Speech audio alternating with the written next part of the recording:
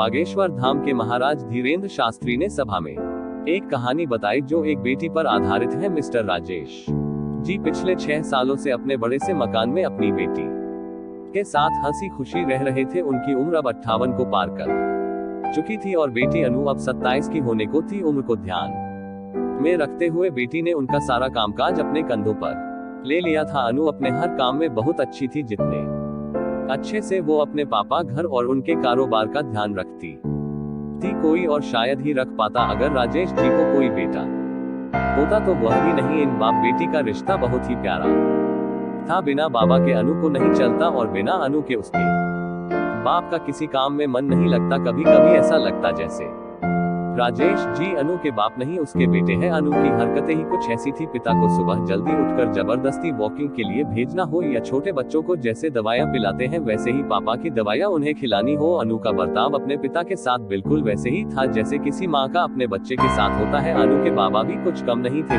जब अनु उन्हें दवाई खाने के लिए देती तो आधी दवाई खाते और आधी छुपा लेते, लेकिन अनु की नजरों से बच नहीं पाते। फिर वह उनके सामने खड़ी होकर सारी दवाई उन्हें जबरदस्ती खिलाती। रात को अनु के सोने के बाद चुपके से किचन में जाकर फ्रिज से मिठाई चुराकर खाना। पिता की ऐसी शरारतें भी अनु पकड़ लेती थी। पकड़े जाने पर पिताजी पानी पीने का बहाना करते, लेकिन अनु उनको समझाती कि मिठाई आपके लिए हानिकारक है। पिताजी को याद दिलाती कि पिछली बार उनका शुगर लेवल कितना बढ़ गया था अपने ही घर में, अब मैं मिठाई भी नहीं खा सकता। बड़बड़ाते हुए नाराज होने की एक्टिंग करते हुए पिताजी किचन से चले जाते। फिर अनु उन्हें मनाने के लिए एक मिठाई का टुकड़ा पापा के पास लेकर जाती और फिर वो दोनों उसे आधा आधा बांटकर खाते। दोनों के चेहरे पर बड़ी स्माइल आ जाती। बस ऐसे ही दोनों की जिंदगी हंसी खुशी कट रही थी। उनका घर बहुत बड़ा था, उसमें कई कमरे थे, इसलिए उन्होंने सोचा कि एक किराएदार रख लिया जाए, पैसों के लिए नहीं। लेकिन अनु के ऑफिस जाने के बाद अकेले रह रहे राजेश जी को थोड़ा सा ही सही किसी का साथ मिल जाए, इसलिए जल्दी ही एक किराएदार फाइनल हो गया। उनका नाम राम सिंह था। उम्र उनकी 48-49 की होगी। एग्रीमेंट पेपर बनाने के दौरान पहली बार वह राजेश जी और अनु से मिले। उन्हें दोनों से मिलकर काफी अच्छा लगा और अब राम सिंह अपनी बीवी के साथ राजेश जी के घर पर किराएदार के तौर पर रहने लगे। थोड़े दिन बीते थे लेकिन राम सिंह राजेश जी से अच्छी तरह घुल मिल गए थे। वह दोनों सुबह सुबह अब साथ में ही वॉकिंग के लिए जाया करते थे।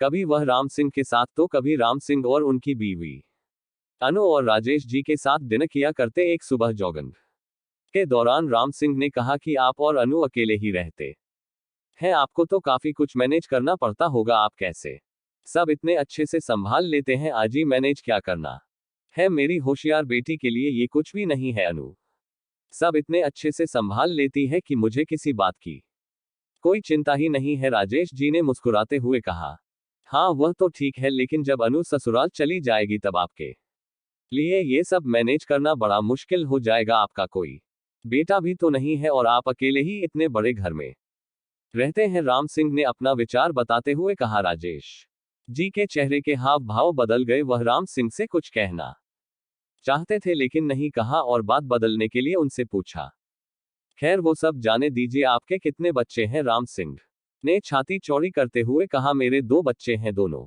ही लड़के हैं और दोनों ही अमेरिका रहते हैं। राजेश जी को लगा जैसे राम सिंह उन्हें ताना मार रहे हो, लेकिन फिर भी उन्होंने कुछ नहीं कहा और वो जॉगिंग करके अपने घर लौट आए। कुछ दिन बीते। राजेश जी ने राम सिंह को अपने साथ खाने के लिए बुलाया क्योंकि राम सिंह की पत्नी किसी काम से बाहर गई थी और वे अकेले थे। राम सिंह, राजेश जी और अनु डाइनिंग टेबल पर बैठकर खाना खा रहे थे। पहला निवाला खाते हैं राम सिंह ने खाने की तारीफ करते हुए कहा, अनु बेटा तुमने आज खाना बहुत अच्छा बनाया है। राजेश जी ने गर्व महसूस करते हुए कहा, हाँ मेरी बेटी बहुत अच्छा खाना बनाती है। राम सिंह जी बोल पड़े, ये तो बड़ी अच्छी बात है, उसके ससुराल वाले बड़े खुश रहेंगे। अनु उनसे कुछ कहना चाहती थी लेकिन राजेश जी ने उसे रोक दिया और बात बदलने के लिए अनु से पूछा, कारोबार कैसा चल रहा है, कोई दिक्कत तो नहीं हो रही? अनु ने कारोबार की सारी जानकारी और स्थिति अपने पापा को बताई, जिसे राम सिंह भी सुन रहे थे और वह प्रभावित होकर बोले, वाह अनु बेटा, मानना पड़ेगा जिस तरह से तुम सारा कारोबार संभाल रही हो, तुम राजेश जी की बेटी नहीं बेटा हो। बेटा अब राजेश जी से ना रहा गया। उन्होंने कहा, पता नहीं क्यों आप सभी लोग बेटी को बेटे के साथ कंपेयर करते हो ऐसा एक भी काम या एक भी फील्ड बताइए जिसमें बेटियों ने अपना नाम ना बनाया हो। अरे आसमान में प्लेन उड़ाने से लेकर देश के सर्वोच्च पद पर बैठकर देश चलाने तक बेटियों ने हमेशा अपने आप को साबित किया है, लेकिन आप जैसे लोग अभी भी उनकी तुलना बेटों से ही करते रहोगे। होते होंगे बेटे सबके लिए ज्यादा जरूरी, मेरे लिए तो मेरी बेटी ही सबसे बढ़कर है। और मैं ये फक्र से कह सकता हूँ जो मेरी इस बेटी ने मेरे लिए किया है, जितना प्यार मुझे दिया है उतना दुनिया का कोई भी बेटा नहीं दे सकता। चलिए मैं आपसे ही पूछता हूँ, आपके 2 बेटे हैं ना, बताइए वो साल में आपसे कितनी बार मिलने आते हैं? राम सिंह जी, दुनिया बदल चुकी है, अब आप भी बदल जाइए, बेटी को बेटी ही रहने दीजिए, उससे बेटा बनाने की कोशिश मत कीजिए।